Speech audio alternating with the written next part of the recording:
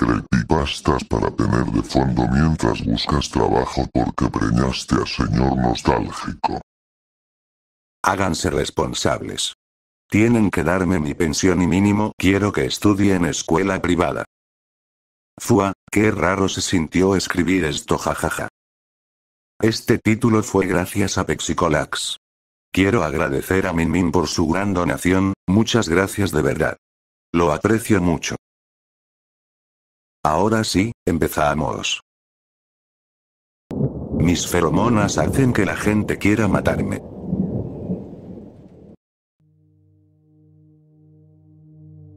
Esto empezó a hacerse evidente durante la pubertad, cuando los químicos del cuerpo comienzan a enloquecer. Las feromonas sexuales humanas son solo una teoría. Químicos que el cuerpo emite para atraer a una pareja, aunque en otros animales está probado que existen. Mi cuerpo empezó a emitir el efecto contrario. Mis padres se volvieron cada vez más hostiles conmigo cuando tenía entre 10 y 12 años. Me odiaban y no sabían por qué, pero solo cuando pasaban demasiado tiempo cerca de mí. Cuando tenía unos 13 ya temía los viajes en auto, aunque todavía no sabía nada sobre las feromonas. Cada vez que estábamos forzados a compartir un espacio cerrado por mucho tiempo, podía sentir que estaban esperando a estallar conmigo. En un viaje particularmente largo le pregunté a mi papá si podíamos poner música. Detuvo el auto, se bajó, abrió mi puerta y me golpeó en la cara. Sangré de la nariz el resto del viaje. Esa noche estuvo insoportablemente arrepentido, después de que pasé toda la tarde encerrado en mi cuarto. Pasé gran parte de mi adolescencia así. Mis padres me querían cuando no estaba cerca, pero a los 16 dejé de bajar a cenar con ellos por completo. Siempre se ponían tensos en la mesa. Todo empezaba normal, pero poco a poco se agitaban. Nunca estaban enojados entre ellos, la irritación era claramente contra mí.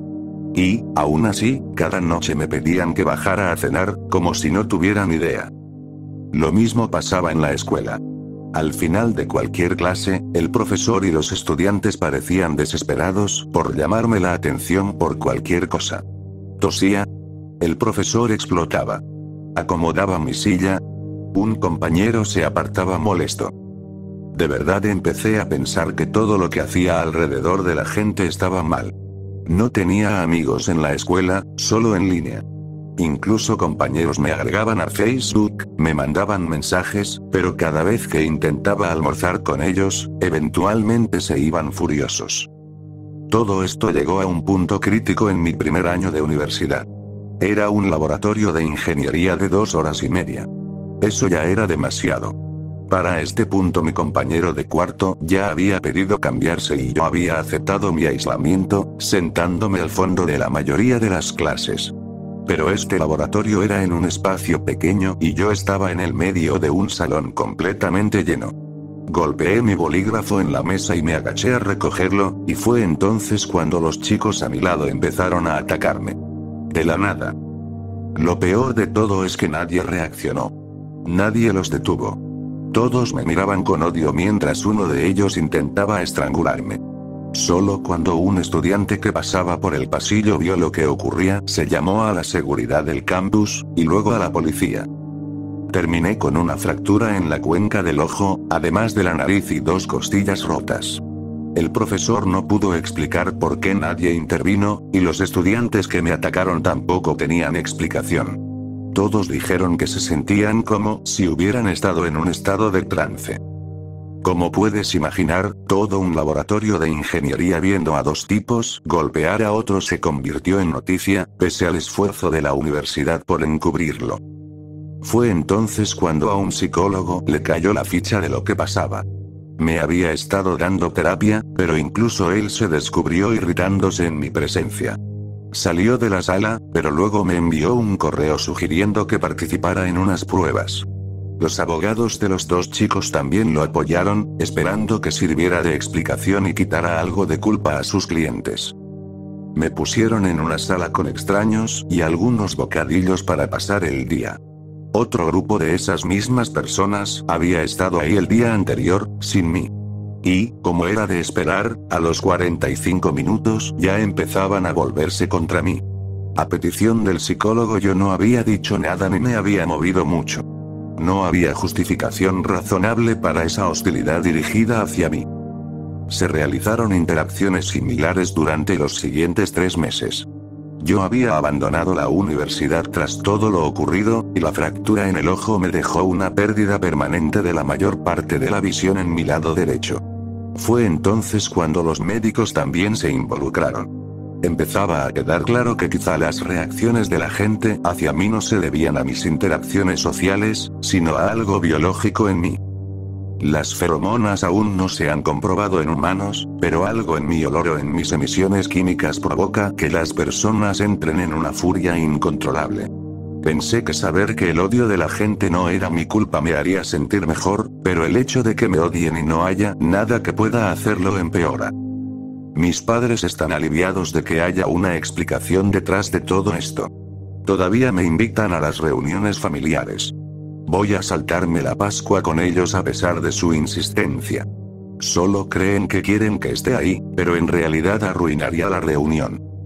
La investigación continúa. He asistido a múltiples conferencias médicas, y estoy programado para participar en más experimentos.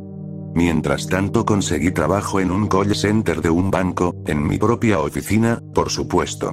Es un empleo que no requiere interacción física, y la mayoría de las veces las personas que llaman ya están molestas, así que estoy hecho para el trabajo.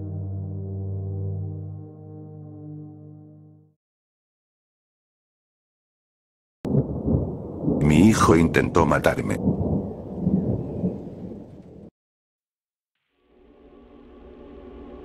Comenzó todo hace quizá un mes. Vivo en el campo en Irlanda con mi esposa y mi hijo.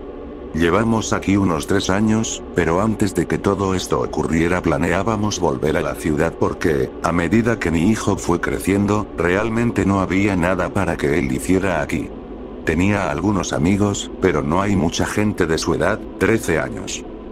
En fin, supongo que empezó cuando me pidió quedarse en casa de un amigo. Ese amigo tiene casi 15 años, pero conocemos a sus padres y pensamos que era buen chico. Tiene un hermano mayor de 17. Lo dejé y hablé un rato con su padre. Estaban quedándose en un granero viejo detrás de la casa. No se había usado en años, así que me preocupaba un poco lo seguro que sería, pero su padre me aseguró que lo tenía en buen estado para que los chicos lo usaran. Me despedí, abracé a mi hijo y me fui. Lo recogí al día siguiente, pero se comportaba raro. Le pregunté si estaba bien y solo dijo bien y ya. Intenté preguntarle cómo había pasado la noche, pero solo contestaba con palabras sueltas. Esto era muy extraño porque antes era bastante hablador. Me preocupé un poco y llamé al padre del amigo. Resultó que el amigo actuaba igual. Los dos estábamos preocupados por nuestros hijos. Le pregunté al padre si los había vigilado durante la noche y dijo que quiso darles espacio, así que simplemente mandó a su hijo mayor a vigilar mientras él se acostaba. Decidimos que los vigilaríamos y que probablemente solo estaban cansados. Cuando colgué entré en la sala. Mi hijo estaba ahí, mirando fijamente la pantalla apagada del televisor. Cuando la encendí para ver algo no se movió, solo quedó mirando al vacío. Definitivamente estaría cansado, pensé. Toqué su brazo y se desplomó, así que lo llevé en brazos hasta la cama y lo acosté. Durmió todo el resto del día, así que lo desperté para cenar. Parecía haber vuelto a la normalidad, así que dejé de preocuparme. Esa noche oí la ventana de mi hijo abrirse y un golpe en el techo de mi coche. Corrí a su habitación y miré por la ventana abierta, pensando que alguien lo había raptado, pero, gracias a Dios, solo se había escapado y corría por el campo. Me enfadé, pero no había forma de alcanzarlo. Para cuando arranqué el coche ya estaría en el bosque y no podría alcanzarlo a pie con mis rodillas. Solo pude esperar a que volviera y darle el regaño de su vida.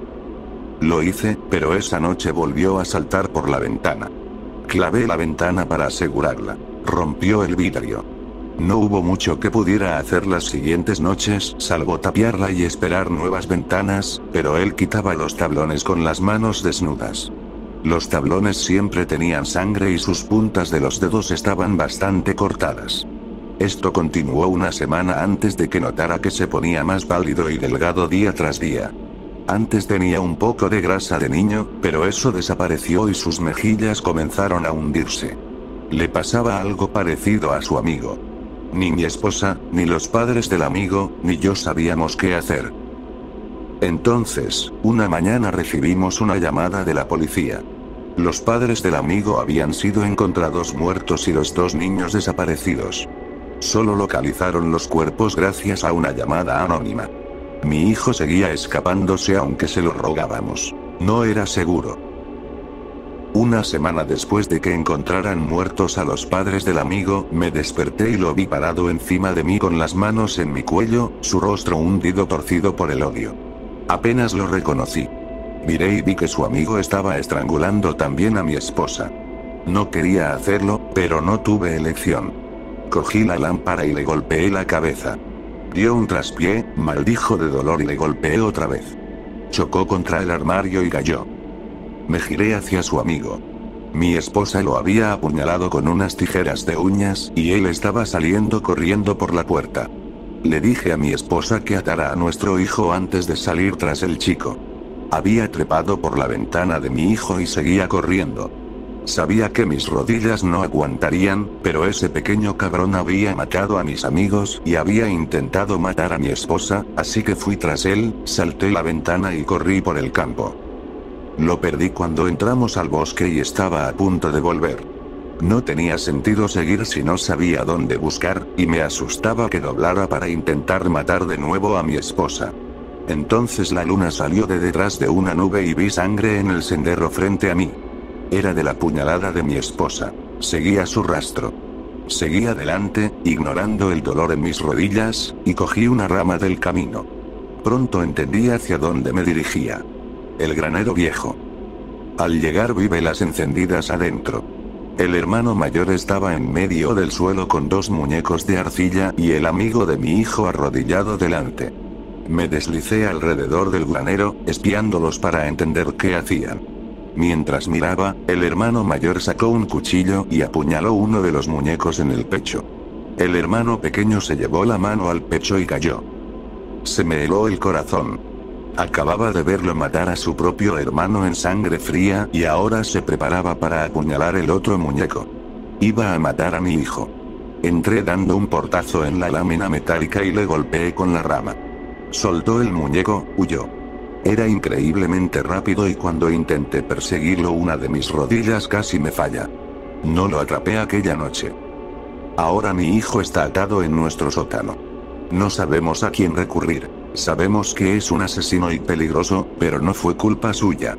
No podemos llevarlo a la cárcel si estaba siendo controlado por alguien más. Sigue siendo peligroso y sé que si alguna vez lo soltamos intentaría matarnos.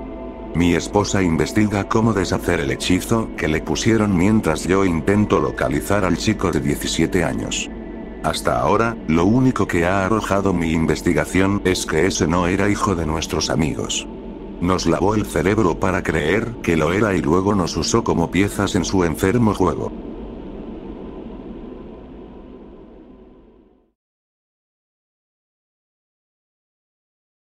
Mato niños por el gobierno.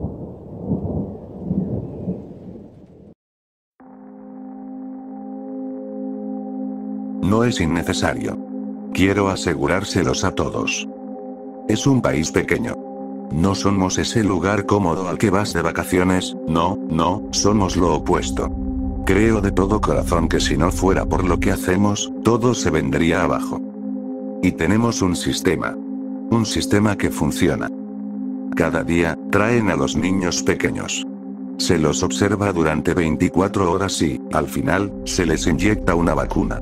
Nuestros suministros son limitados, así que la vacuna debe ser para aquello que juzguemos a lo que el niño es más susceptible. Todo esto frente a sus padres. Excepto que no es eso lo que realmente pasa. Los niños son observados, sí, pero no por esa tontería de la susceptibilidad. Se los examina por sus características morales futuras. Se les expone a una serie de pruebas ocultas a los padres, y los resultados son analizados a fondo por un grupo de científicos. Luego se les da una calificación y se les asigna una cinta. blanca por excelencia, azul por bueno, púrpura por promedio, roja por malo, negra por fracaso. A los rojos y negros se les inyecta una enfermedad diseñada, no contagiosa. Los padres se llevan a sus hijos a casa y, unas semanas después, los llevan al hospital. A causa de la única enfermedad contra la que nunca los vacunamos. Al fin y al cabo, es mejor que el sistema sea juzgado incompetente antes que malicioso, ¿no? Y como dijo nuestro sabio y trabajador presidente, lo que importa son los resultados al final. Bueno, hoy encontré un error. Estaba revisando resultados de análisis antiguos. Estaba buscando el mío, con curiosidad. Me alegré al ver que obtuve una cinta blanca. Siempre había sabido que el sistema me subestimaba, y se sintió bien tener esa confirmación.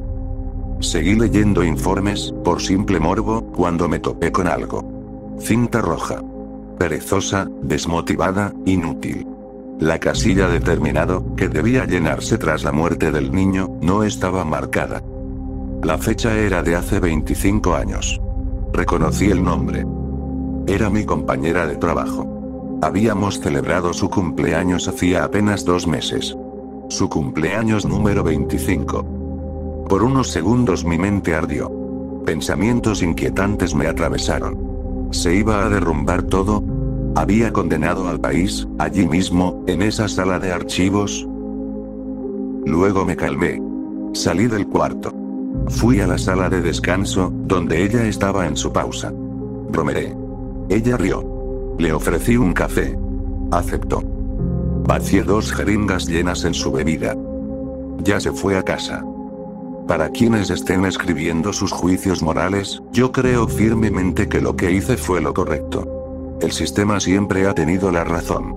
Ella fue un error, y sus logros seguramente no eran más que suerte. Ahora que lo pienso, ¿realmente era tan trabajadora?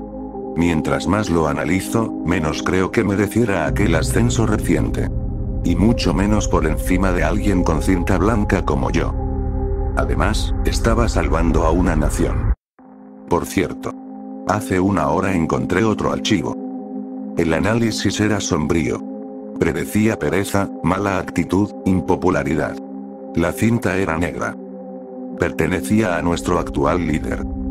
Me quedé un rato pensando antes de decidir quemar el archivo. Un caso aislado no significa nada.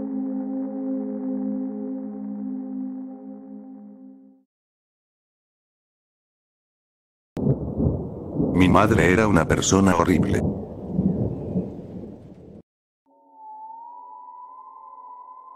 Mi madre era una persona aterradora. Mi hermano mayor y yo siempre le teníamos miedo. Nos odiaba. A toda su familia. Cuando papá estaba cerca, ella solía mentir sobre nosotros. Decía que robábamos y hacíamos trampa. Ella sonreía mientras él nos golpeaba. Un día tuvieron una pelea. Papá nos dijo que subiéramos al piso de arriba. Mi hermano mayor intentó hacer una pregunta, pero papá lo golpeó en la cabeza y le gritó. Mi hermano me tomó de la mano mientras subíamos. La última vez que vi a papá, mamá estaba detrás de él con la sonrisa más perturbadora que había visto en un ser humano. Cuando amaneció, papá ya no estaba. Mamá no dijo nada. El sótano estaba cerrado con llave ahora. Mamá chilló cuando intentamos tocar la manija. No entren a ese cuarto. Esa noche no tuvimos comida. Mamá pasó todo el día devorando la despensa, comiéndoselo todo. Mi hermano mayor dio el primer paso. Mientras mamá comía, me llevó a un lado. Kimi, necesito que vigiles a mamá por mí. Voy a entrar al sótano. Ella te matará. Por favor, no vayas. Mamá mató a papá. Probablemente escondió el cuerpo ahí abajo. Si podemos probarlo, mamá se irá. Necesito encontrar el cuerpo de papá primero. Me quedé en silencio. Usó una llave robada para colarse mientras yo esperaba afuera. 1 hora después regresó. Estaba callado. ¿Encontraste a papá? No. Me llevó a un rincón. Encontré su cuerpo en el cuarto. Esa mujer no es nuestra madre. Tenemos que... Silencio. Me llevé un dedo a los labios. Una cabeza pálida nos estaba observando desde la esquina. Un ojo rojo y palpitante nos miraba fijamente. Mami los escuchará. Esa noche nos fuimos a la cama con hambre. Tuve pesadillas con el cuerpo de mamá en el sótano siendo devorado por algo. Me despertó una respiración agitada. Mamá estaba de pie junto a mi cama. Vi su mandíbula abrirse enorme, acercándose. Hundió sus dientes en mi rostro. Grité y me sacudí, pero no me soltaba, mordiendo más profundo en mi carne. Podía sentirla lamiendo mi sangre y músculo expuesto. Alguien rugió. «Aléjate de mi hermano». Mi hermano mayor la pateó lejos de mí. La cosa intentó alcanzarme de nuevo, pero mi hermano agarró sus tijeras y se las clavó en el estómago. Su boca se abrió en un grito mientras sangre negra brotaba. Mi hermano sacó las tijeras y la apuñaló una y otra vez, hasta que cayó al suelo, inmóvil. Llorando, nos abrazamos. Íbamos a salir de la habitación, cuando él se detuvo. Se quedó mirando el cuerpo de mamá, con las tijeras en la mano. Se agachó y empezó a cortar su cara. «¿Qué estás haciendo?» Hay algo debajo de su cara. Tenía razón. A medida que cortaba la mejilla, podía ver que algo se escondía dentro. Ya iba por la mitad de la mandíbula, revelando gusanos, rostros arrastrándose e insectos bajo la piel. Sus ojos se abrieron. «¿Qué le hiciste a mi cara?» Mi hermano intentó alejarse, pero mamá le atrapó las manos, jalando sus dedos hacia su enorme boca abierta. Yo pisoteé su estómago. Ella soltó un sonido horrible, inhumano, al gritar. Mi hermano logró arrancar sus dedos de las fauces de ese monstruo. «Corre. Ahora». Me tomó de la mano y me arrastró fuera del cuarto. Detrás de nosotros, mamá se levantó. «¿Qué le hiciste a mi cara? ¿Qué me hiciste? ¿Qué me hiciste? ¿Qué me hiciste?» Agarró la camiseta de mi hermano y lo arrastró de vuelta a la habitación. Me volteé para ayudarlo, pero él me rugió. «Corre. Kimi, sigue corriendo». Y lo hice. Seguí corriendo. La última vez que vi a mi hermano, mamá hundía los dientes en su cara con esa misma sonrisa perturbadora. Corrí hacia el bosque. Ya estaba profundo entre los árboles cuando volví a escuchar su voz. «Kimi, me atrapó, Kimi, ayúdame». Venía de detrás de mí. «Por favor, ayúdame. Por favor, me está comiendo, Kimi, por favor, ayuda». Me asomé entre los árboles. Mamá estaba ahí. Sostenía la cabeza de mi hermano. Sus mandíbulas se abrían y cerraban, y de ellas salía la voz de mi hermano. «Sal, Kimi. Por favor, ayúdame».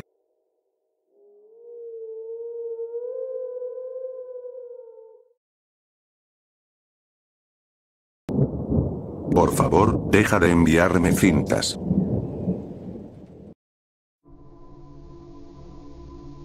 De acuerdo, esto ya ha estado pasando por demasiado tiempo. No me importa si es una broma o lo que demonios sea, solo tiene que parar. Es enfermizo, y estoy tan cansado de esto. Empezó hace unas 3 semanas. Cada par de días, encontraba un casete VHS en mi buzón. No sabía qué pensar cuando vi el primer paquete.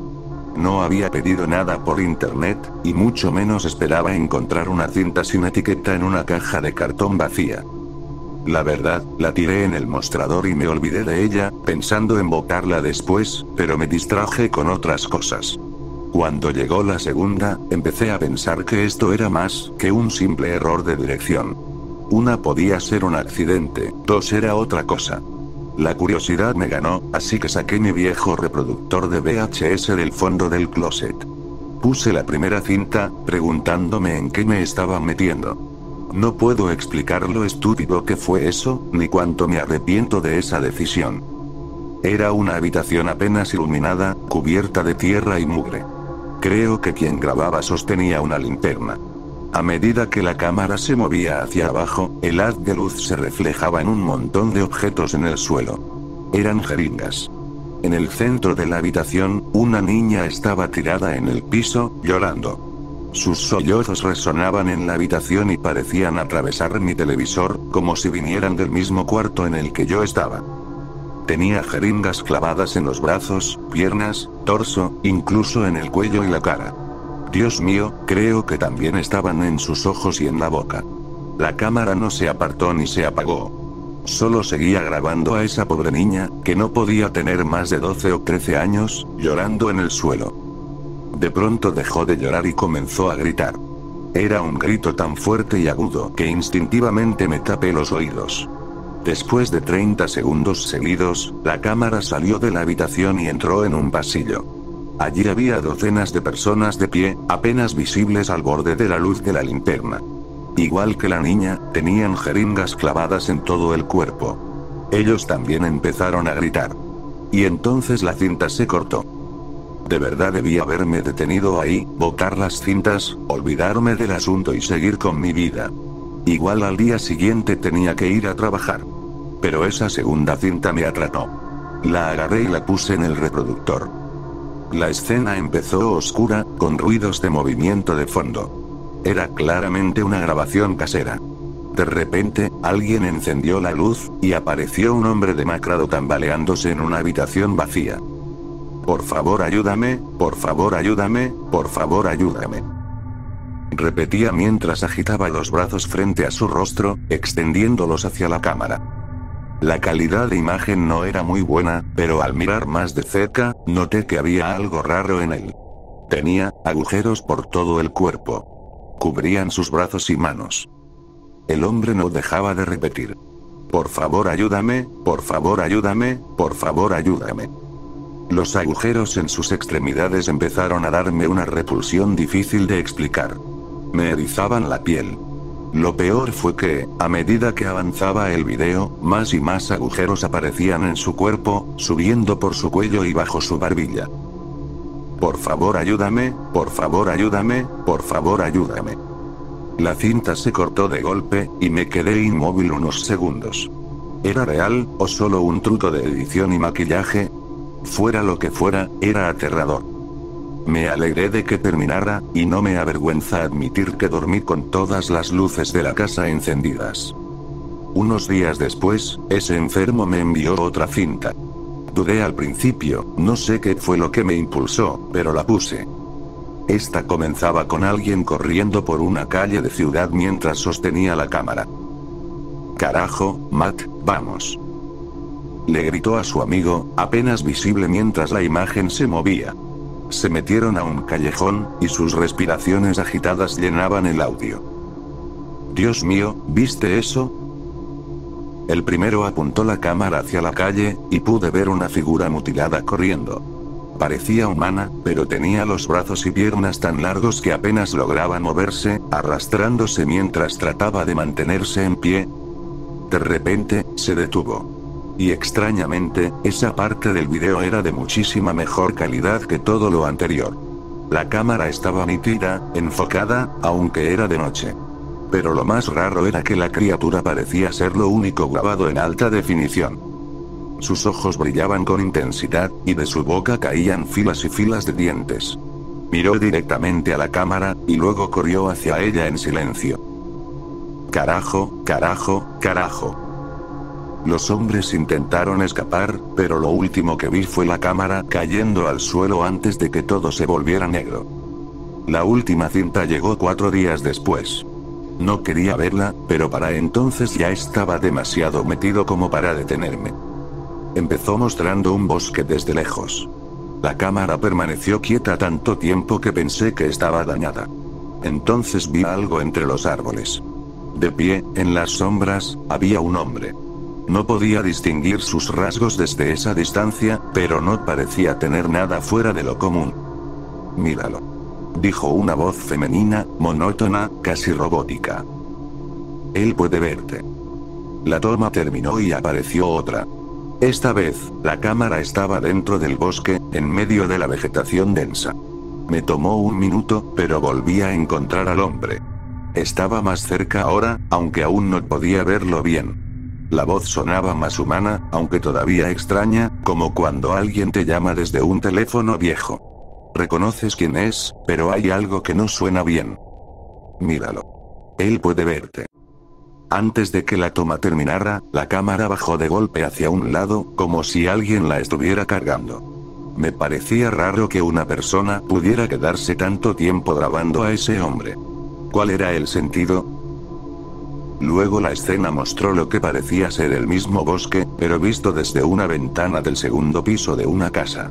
El hombre ya no estaba en los árboles, sino de pie en medio de un jardín, mirando directamente a la cámara. Pero yo sentía que aún no podía verlo bien. Míralo. Él puede verte.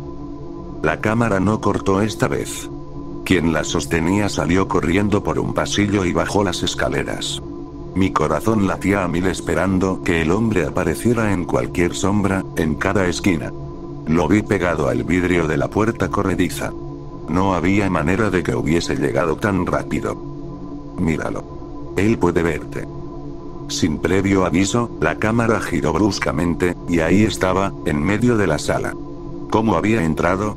No podía estar a más de 1,5 metros de la cámara, pero seguía viéndose borroso, desenfocado, aunque debería estarlo perfectamente. Esta vez, la voz sonó clara, cristalina. Míralo. Él puede verte. La cinta terminó, y me quedé sentado, rígido, en silencio, sin saber cuánto tiempo pasó. Ya basta. No quiero que me manden más cintas. No me importa quién esté haciendo esto, pero por el amor de Dios, déjenme en paz de una vez. No iré a la policía. Solo, por favor, dejen de enviarme cintas.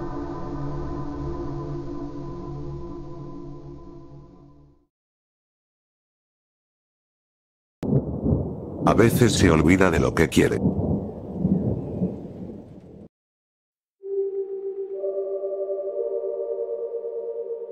La gente puede ser tan olvidadiza.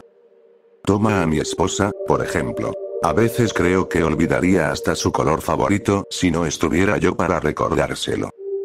Siempre me hace preguntas raras como: ¿por qué me trajiste esto? ¿O dónde estoy? O mi favorita, la siempre simple: ¿cómo? Nos conocimos hace 5 años. Una historia típica. Yo era un cliente habitual en su cafetería, ella era la hermosa barista con una sonrisa cálida y una risa despreocupada que me hacía sentir bienvenido. Yo era callado, generalmente pasaba desapercibido, ese tipo de hombre que prefiere observar desde una esquina, mantenerse fuera de la vista. Ya sabes.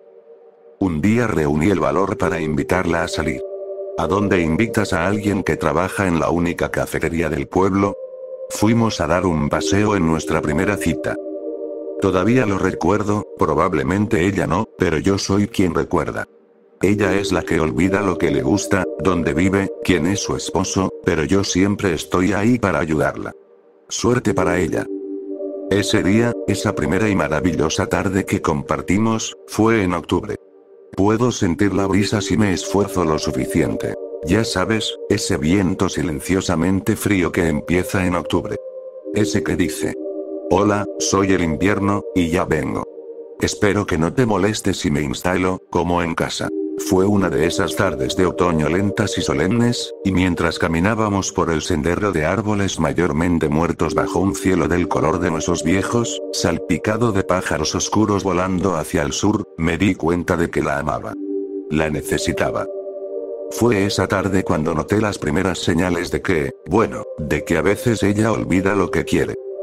Cuando el día terminaba y estábamos por despedirnos, reuní el coraje y le pedí otra cita. Una más se convirtió en otra, y otra más. 5 años después, ¡aquí estamos! ¿Puedes creer que a veces olvida mi nombre? Yo, su esposo perfecto, su hombre ideal, su salvador. Pero no pierdo la paciencia. El amor es caro. Mucha gente no lo sabe, pero el amor tiene un precio. Hay que estar dispuesto a soltar lo que sea para mantener a una chica como mi Elizabeth. Claro, las pastillas no son baratas. Y cada vez es más difícil conseguirlas, pero me las arreglo. Cuando estás enamorado, de verdad, con ese amor profundo, oscuro, desesperado, haces lo que tienes que hacer. Haces lo que puedes. Así que incluso hoy, incluso cuando apartó mi mano, haciendo que una de las últimas pastillas rodara bajo la cama, no perdí la calma. Incluso cuando sacudía sus cadenas y me preguntaba con esa voz espesa, pesada y llena de lágrimas. ¿Quién eres? ¿Dónde estoy? No me alteré. Era solo que las pastillas estaban perdiendo efecto. Yo lo sé. Trato de no dejar pasar mucho tiempo entre dosis, porque puede ponerse peor. Me mira como si fuera un extraño, me grita cosas feas, horribles, a mí. Su cuidador amoroso. Y dice: déjame ir. No quiero estar aquí. Y entonces tengo que sujetarla y meterle la pastilla a la fuerza. ¿Sabes cuánto duele eso? ¿Hacerle eso a alguien que amas? Pero yo hago mi parte. Tengo que hacerlo. A veces, ella olvida lo que quiere. Solo necesita a alguien que se lo recuerde.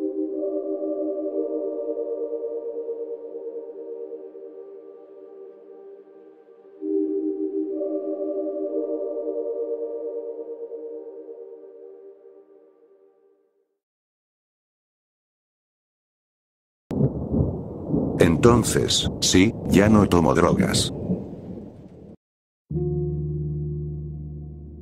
Mira, nunca fui un adicto grave ni nada de eso. Nunca probé heroína ni metanfetamina. Probé crack una vez. Eso fue, sí. Pero solo estuve sobrio 8 meses entre eso y cuando Eddie, un viejo amigo mío, me presentó algo llamado K3.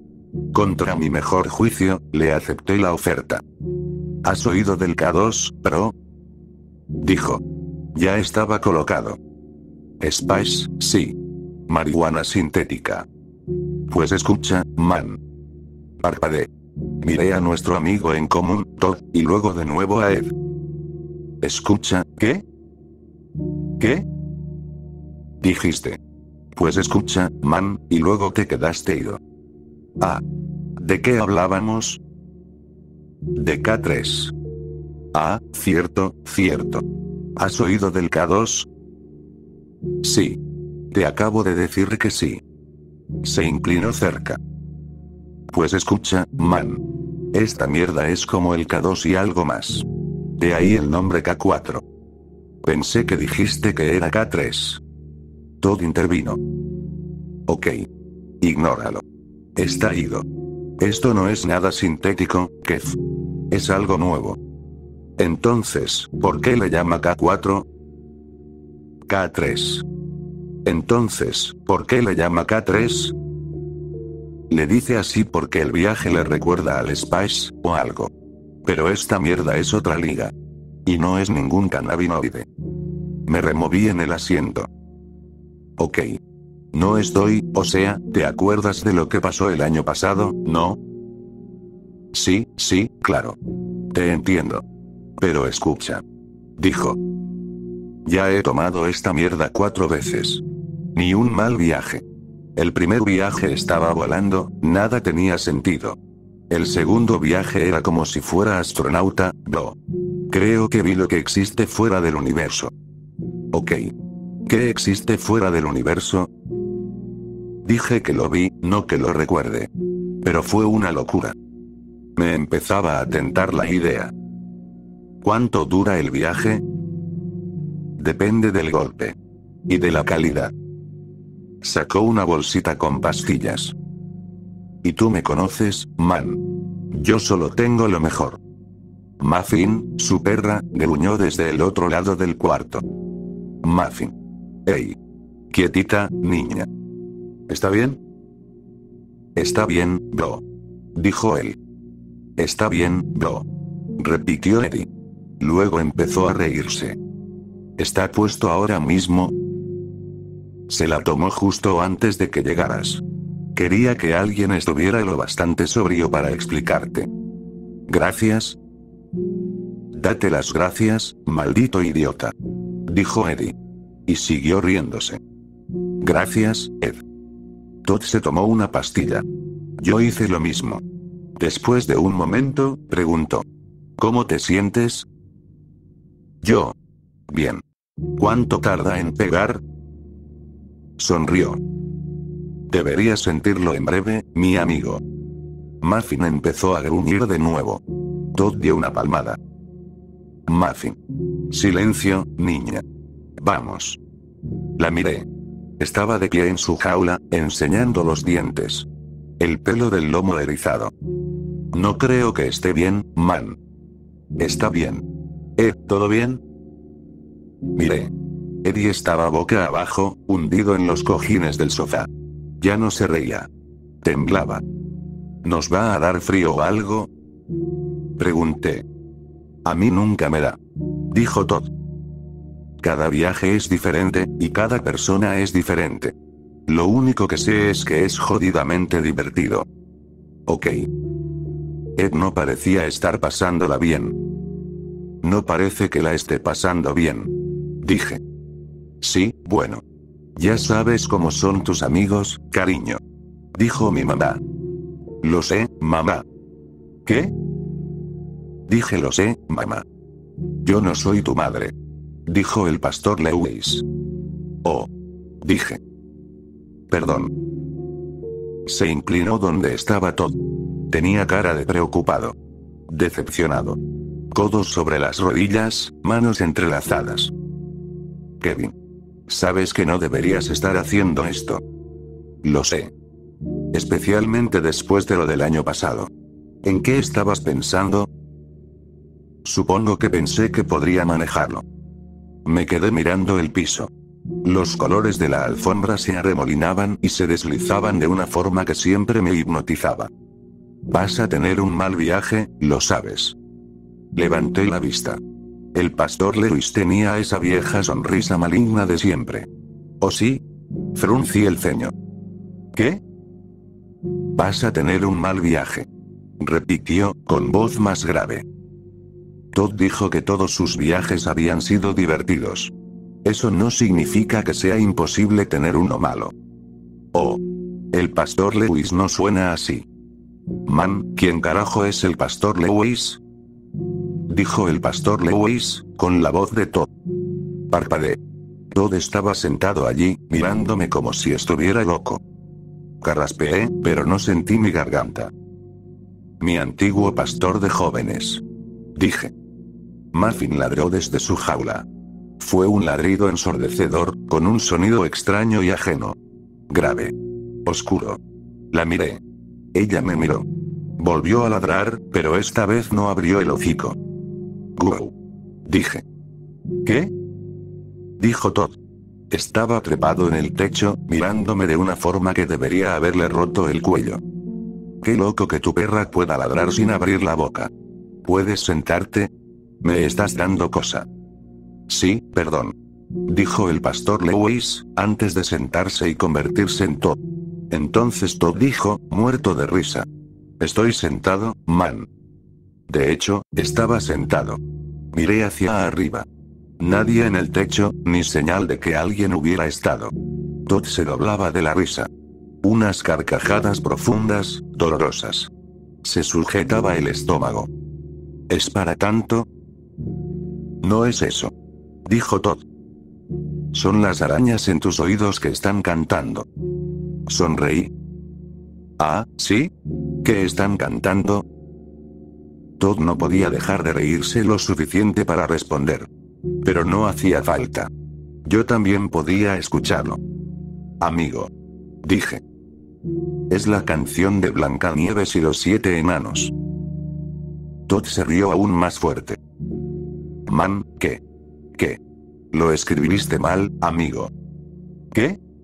Vuelve a mirar. Escribiste enanos mal. Debería ser enanos, no enamos. ¿Qué carajos es un enano? Volví atrás. Ahí estaba. Enanos. Qué raro. Qué raro. Repetí. Todd seguía riéndose. Mucho más de lo que la situación ameritaba. ¿Cómo es que estoy viendo palabras que dije? Pregunté.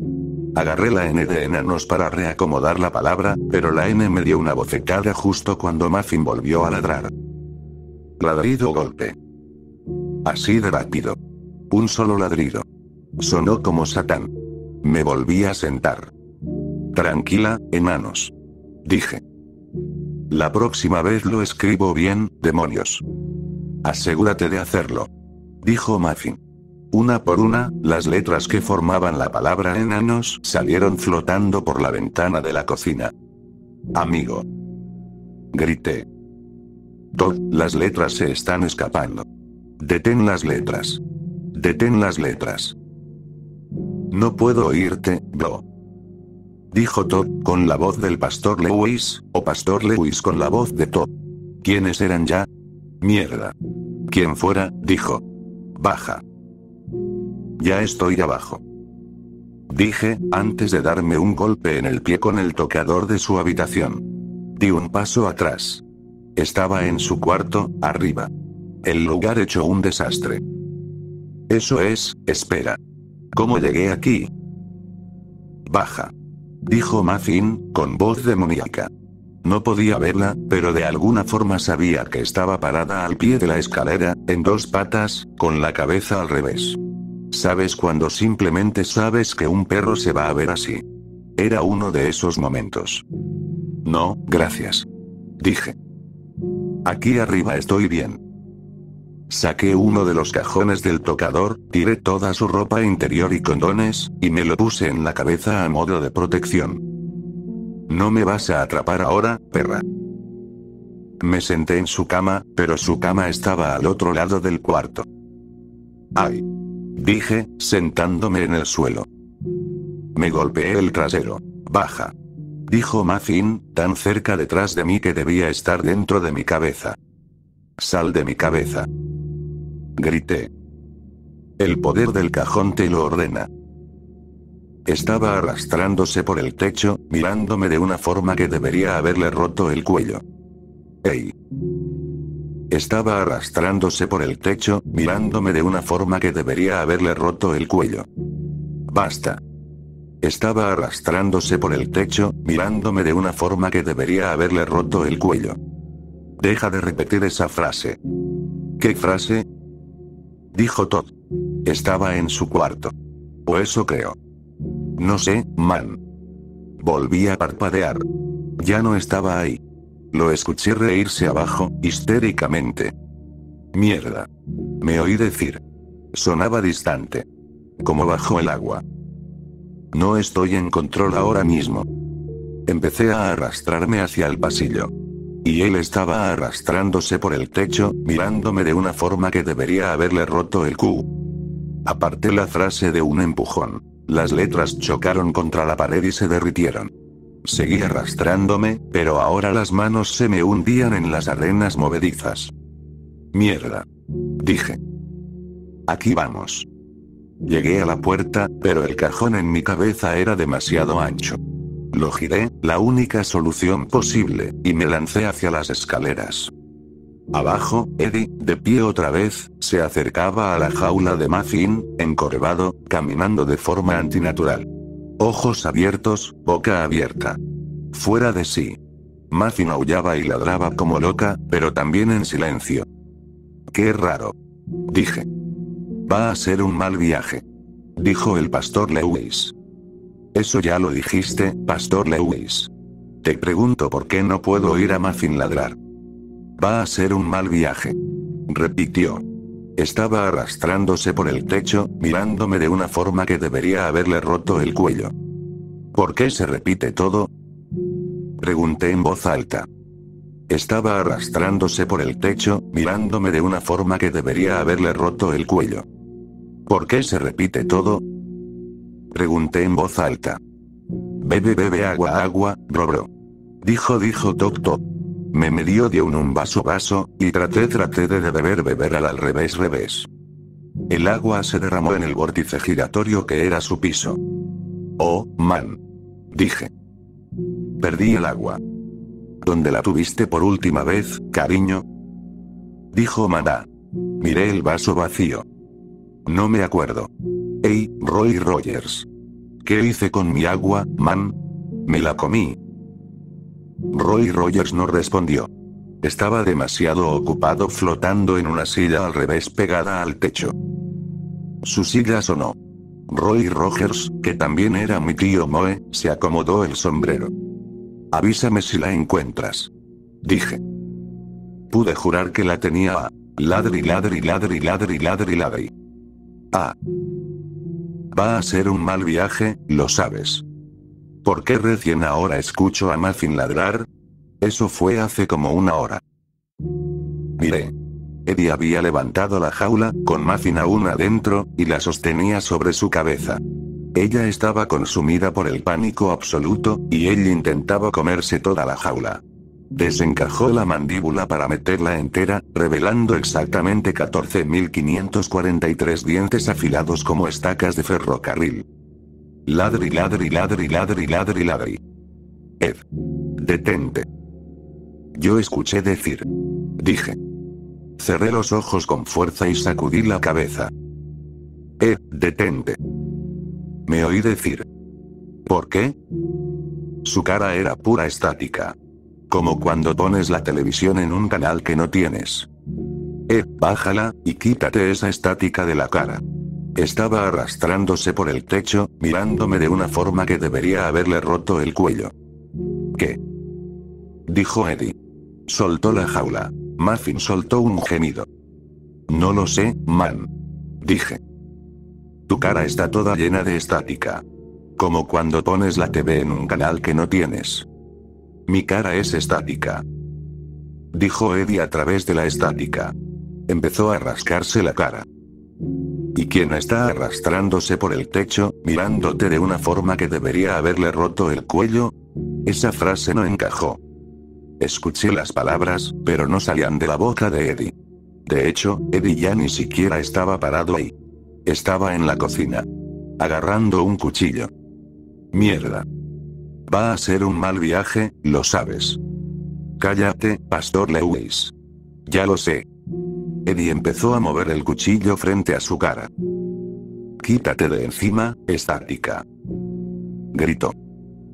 Quítate de encima, estática. Yo puse el cuchillo en la mesa. Ponte de pie. Espera. No. Yo me puse de pie. Acuchilló Eddie, dejando el dicho sobre la mesa. Mierda. Yo me puse de pie. Suelta el cuchillo. Bien. Va a ser un mal viaje, lo sabes. Me di la vuelta. El Pastor Lewis estaba arriba de las escaleras. Pero no era el Pastor Lewis. Era una figura completamente negra. Pastor Lewis, el negro te adelgaza. Dije. Sube. Dijo la figura. Ya no sonaba como el Pastor Lewis. Sonaba como estática. Casi como si la estática se hubiera convertido en palabras.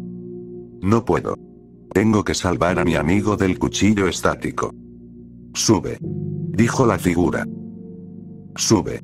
Sube. Sube. Sube. Sube. Sube, sube. Sube, sube. Escaleras. Escaleras. Techos. Techos. Se arrastraba por el techo, mirándome de una forma que debería haberle roto el cuello. Cuello. Cuello. Ladrido. Ladrido. Ladri, ladri, ladri, ladri, ladri, ladri, quítate de encima, estática. Estática ahora. Estática. Estática. Yo, ¿quién carajos es el Pastor Lewis? Se arrastraba por el techo, mirándome de una forma que debería haberle roto el cuello. Sube las escaleras, enanos, cariño, va a ser un mal viaje, lo sabes, sabes, no. Me di cuenta de que estaba cayendo. Cayendo, cayendo, cayendo. Y hacía calor. Dondequiera que estuviera ese túnel sin fin, era oscuro y caliente. Mala combinación, por lo general. No he estado en muchos lugares oscuros y calientes, pero habiéndolo vivido puedo decir que prefiero 1000 veces lugares brillantes y frescos. Ayúdenme. Grité. Sentí asfalto. Ayúdenme. Me estoy cayendo. Ahora veía luces encendiéndose a los lados del pozo. Sube. Dijo una sola voz detrás de mí que era Todd, el Pastor Lewis, Eddie y mi madre al mismo tiempo. Esto no es un mal viaje, Kevin. Continuó la voz. Es real. Y tú lo sabes. Lo que pensaste que era real era el viaje. El tiempo, el espacio. Son ilusiones. Esto es lo que existe detrás del velo. Esta es la nada que existe fuera del universo. Esta es la nada que te espera al final. ¡No! Cayendo. Levántalo. Sube. Y quítale eso de la cabeza. Sube. Únete a la estática. Estática. Estática. Ladrido. ¿Estás bien? Parpadeé. «Hey, chico», dijo el policía. ¿Estás bien? Miré alrededor. Estaba tirado en la calle. Vecinos preocupados. Patrullas por todos lados, la mayoría frente a la casa de Eddie. Muffin gimoteaba en su jaula a mi lado. ¿Qué? ¿Qué pasó? Bueno, estabas aquí afuera gritando. Me estoy cayendo, me estoy cayendo. ¡No! Con una jaula, un cajón en la cabeza y sin zapatos. Esperaba que tú me lo dijeras. Creo que estabas salvando a Muffin. Dije. ¿Quién es Muffin? ¿La perra? Sí. ¿De qué la estabas salvando? Creo que mi amigo iba a matarla. Y luego intentó arrancarse la cara porque estaba toda estática. Carajo. Mi cerebro ya sobrio procesó las palabras de cuando no lo estaba. Mierda. Eso estuvo demente. Sí, diría que es una evaluación justa, imbécil. Tienes suerte de no haberte tirado del techo. ¿Puedes pararte? El policía me ayudó a ponerme de pie. Me tambaleé hacia su patrulla. Espera. Dije. ¿Qué pasó con Todd y Eddie? ¿Están bien? Me miró. No, chico. No están bien. Por esto no se juega con esa mierda. Ahora tenemos que limpiar lo que quedó. Siéntate ahí. Se fue a hablar con los otros oficiales y los paramédicos. Mierda. ¿Paramédicos? 2 camillas. Ambulancia. Yo. Desperté por completo 36 horas después, en mi propia cama. Como me enteré después, Eddie sí logró quitarse la estática de la cara, junto con el resto de su cara. Y lo último que supe de Todd es que estaba en una camisa de fuerza. Muffin fue llevada a un refugio y después a otra familia. Así que al menos hay una buena noticia. En cuanto a mí, me dijeron que los efectos podrían no desaparecer nunca. Al principio no lo creí. O sea, ¿quién lo haría? ¿Y cómo procesas una noticia así? Mierda, no lo sé. Lo único que sé es que la figura negra sigue parada al final de mi pasillo, pidiéndome que me una a ella. Y todavía puedo escuchar la estática.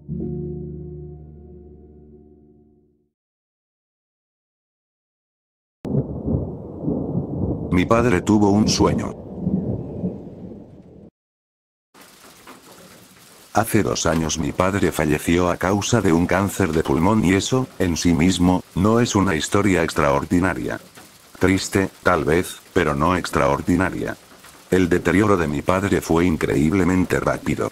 En febrero había estado en una boda en Salerno y para septiembre estaba tan enfermo que apenas podía caminar. Finalmente lo perdimos en noviembre y eso destrozó por completo mi corazón, sobre todo porque no puedo recordar cuáles fueron mis últimas palabras para él. Su muerte, a pesar de haber sido el final de una enfermedad, aún así fue un shock. Sinceramente pensábamos que llegaría a Navidad, él solo estaba en el hospital para comenzar su quimioterapia. Buscando cuáles habían sido sus últimas palabras, recordé algo que le contó a mi madre. Yo solía espiarlos por pura curiosidad morbosa y miedo genuino. Le habló de un sueño que tenía una y otra vez. En el sueño estaba acostado en su cama, pero siempre decía que estaba vestido como cuando tenía solo 10 años. Mi padre nació en 1958, así que no era difícil imaginar a qué se refería. Contó que de vez en cuando alguien entraba a la habitación e intentaba despertarlo. Él los veía, pero ellos actuaban como si tuviera los ojos cerrados. Comentó que en el primer sueño había sido mi abuelo, quien, cabe destacar, murió a la misma edad que mi padre, quien trataba de despertarlo. La segunda noche dijo que fue su abuela, o como nosotros la llamábamos, Nan. En el tercer sueño, que dijo que había tenido la noche anterior, su vieja amiga Susan se le había aparecido. Esto alteró mucho a mi madre, y a mí también. Susan había sido compañera de mi padre en la policía, murió de cáncer hace unos 10 años, y era angustiante pensar que le estaba pasando lo mismo a mi padre. Él parecía perturbado por esos sueños porque repetía que cada vez que lo jalaban para despertarlo, se despertaba de verdad, como si alguien lo hubiera sacado del sueño en la vida real. Le dijo a mi madre. Siguen diciéndome que despierte. Mi padre firmó la orden de no resucitar y, tras un leve ataque al corazón provocado por el cáncer, murió el 18 de noviembre de 2013. Mi madre me contó después sobre aquel sueño. Tuve que fingir sorpresa, como si no hubiera escuchado su conversación. Me dijo que antes de aquel sueño él quería ser mantenido con soporte vital, pero que después estaba totalmente en contra. Me contó que él dijo. Lo estaban esperando. Sinceramente creo que mi padre no quería que sufriéramos, que no quería que pasara por lo mismo que él vivió a mi edad. Igual pasó. Y, sin sonar egoísta, el soporte vital al menos hubiera sido vida. Toda esta historia llega a este punto porque últimamente me he sentido muy débil. Fatigado, irritable y con un dolor de cabeza constante que no me deja en paz. Mañana tengo cita con el médico y la única razón por la que cuento esto es esta. Anoche tuve un sueño en el que era niño de nuevo, acostado en mi cama, en mi antiguo cuarto. Anoche soñé que mi papá vino a mi cama e intentó despertarme, me dijo que me despertara y luego tiró de mi brazo. Ahí fue cuando desperté, en mi cuarto real, mirando a la nada mientras retiraba mi brazo de la oscuridad. No creo en tonterías sobrenaturales, pero creo que mi vida está a punto de irse al carajo.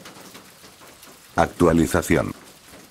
Anoche tuve el mismo sueño otra vez, pero esta vez fue mi tía abuela, a quien perdí en abril, quien vino a mí. Me pidió que despertara, me dijo que me estaban esperando.